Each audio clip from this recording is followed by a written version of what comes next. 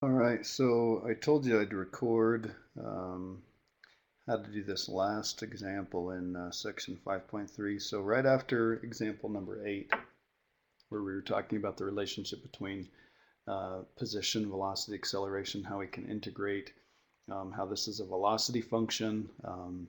If we accumulate area underneath the velocity curve, we get the displacement, and if we find the slopes on the velocity curve, we get the acceleration. So it's really kind of a cool application of what we understand about calculus so far, the derivative and all that sort of stuff. But I want to take a look at this last problem because it's really kind of cool how this works. So here's the example. It says consider the trapezoidal area bound by the function f of t equals t plus 2 and the horizontal axis from t equals 1 to t equals x. So let's do this. Let's look at the graph. So here's the t-axis. Here would be the f of t-axis. And we've got this graph t plus 2. So that means it crosses at 2, and it has a slope of 1. So it looks something like this. And it says we're trying to find the trapezoidal area bound by that function, and t equals 1. So here's the t-axis. Let's go from right here. So we'll put a little wall up right there like we normally do at 1. And then we're going to go to t equals x. So I'll put a wall up right here at x. So we want to find the area of this trapezoidal region right here. And a definite integral adds up area between the curve and the horizontal axis. So if I integrate from 1 to x on that function, use that function as the integrand, that should give me the area as long as t is greater than or equal to 1. And we can actually expand this in a little bit, and maybe we will. We'll just kind of see how it goes. But here's what we want to do. We want to find a of 1. So a of 1 would mean we're going to find the integral from 1 to 1 t plus 2 dt. So we're going to start accumulating area at 1. We're going to stop at 1. So the answer ends up being 0. So a of 1 is equal to 0. Okay, well, let's find a of 5. If we were going to find a of 5, that would be the integral from 1 to 5 t plus 2 dt. So let's come over here and let's take a look at this. We actually have a number for this. So for the time being, I'm going to erase the x, and I'm going to put a 5. So if we plug in a 1 into that function right here, we get a 3 for that function value right there. We get a 7 for that function value right there. So in order to figure out what this area is, we need to know how wide it is. It's 4 units wide. And we think of that as a trapezoid. And remember, the formula is 1/2 b1 plus b2 times h. This is the height in this case because that would be a right angle. So we end up with 1/2 b1, we'll call that a 3. b2, we'll call that a 7. And then the height is 4. Cancel these guys, so that's going to be a 2. So this is going to end up being, make sure that doesn't look like a square, so this is going to end up being 20. So a of 5 is equal to 20. Okay, so we got our two answers for that one. And that's not too terribly bad. So I'm going to bring this back here. And then it says, find two different methods of getting the formula for a of x that does not depend on using an integral. So the first method, it says use a formula for the area of a trapezoid between 1 and x. Well, this is exactly what we just got done doing here. We went from 1 to 5. Let's just put an x in place of the 5. So again, this is going to be 3. And when we stop right here, when we plug in an x, this is going to be x plus 2. So let's see. I want to find the area of this right here. Well, that's going to be 1/2 b1 plus b2. So that's going to be x plus 2. And then we're going to multiply it by this distance right here, that horizontal distance. Well, when it was 5, we did 5 minus 1 to get 4. So let's stick with that. Let's do the right minus the left. So that's going to be x minus 1. So here's what we've got. We've got 1/2. This would be x plus 5. And then this is x minus 1. Okay, so that should give us the area from 1 to x. I mean, we started right here, every time we do this, no matter where we move this, we're going to end up with some sort of trapezoidal region.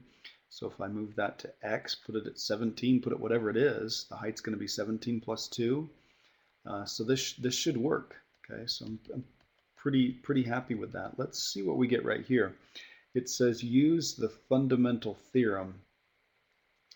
Well, there were two parts of the fundamental theorem. One said that integration and differentiation were inverses of each other, and the other one was the evaluation theorem. So what if we did this? What if we actually figured out an antiderivative for this? This is a definite integral. Let's just evaluate that. If we do that, I get a of x equals, well, this would be the antiderivative. So this is going to be t squared over 2 plus 2t. And I would evaluate that from 1 to x. So it's still a function of x. We'd put an x right here, and then we just have to plug it in. So let's see what we get here. I get x squared over 2 plus 2x minus what I get when I plug in a 1. So that's going to be a 1/2 when I plug a 1 in here, and then that's going to be a plus 2. So let's see what I get here. I get, let's see, this is minus 5/2, right? 2 plus a half is 5/2, and then I've got a negative there. So this is going to be a of x is equal to x squared over 2 plus 2x minus 5/2. Okay, well, so I've got this expression right here, and I've got this expression right here, and they look kind of the same, but let's double check. How about I take this one, and let's just multiply through. So I'm going to get a of x equals, I'm going to leave the 1/2 out in front there. If I multiply these binomials together, I get x squared. I'm going to have a minus 1x and a plus 5x. That's going to be plus 4x. And then this is going to be minus 5. And holy cow, look at this. If I distribute through, I get 1/2 x squared. So x squared over 2. Half of this is going to be 2x, and half of that is going to be minus 5/2. So look at that. So these two different methods, one using integration, I mean literally finding an antiderivative and evaluating that definite integral. So neither of which has an integral here. I did the trapezoid approach, and I did that antiderivative approach, and I got exactly the same thing. So it says, does a of x you found give you the correct answer for a of 5? Well, we better get a 20. I mean, we could know they're the same thing, but let's see what happens if we plug in a 5. So I'm going to take a of x equals, let's do 1/2 x plus 5, x minus 1, and let's figure out what a of 5 is. This is going to be 1/2. That's going to be 10. And that's going to be 5 minus 1, so that's going to be 4. Wow, look at this. We've kind of seen these numbers before. There's a 10, there's a 1/2, and look, these are going to cancel. That's going to be a 2, so I end up with 20. So that does give me the right answer. Just for the heck of it, it didn't ask, but let's check and make sure that it gives us the right answer for a of 1. A of 1 had better be 0. So if I plug in a 1, that's going to be 0 here. The whole thing's going to be 0. So I get that. That's in good shape. So let's think about what this would look like. This would be a parabola that opens up. It's been vertically shrunk by a factor of 1/2, but it would cross the x-axis at -5 and the y-axis at +1.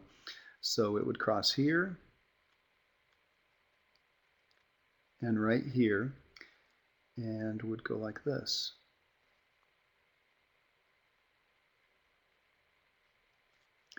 So this point right here would be 1, 0. And we'd have a point up here at 5, 20. And that looks kind of cool. So it gives us the right answer. Gosh, we might think about why these are all positive, how we'd have negative answers right here, and how they'd be positive again. That might be kind of interesting. But let's see.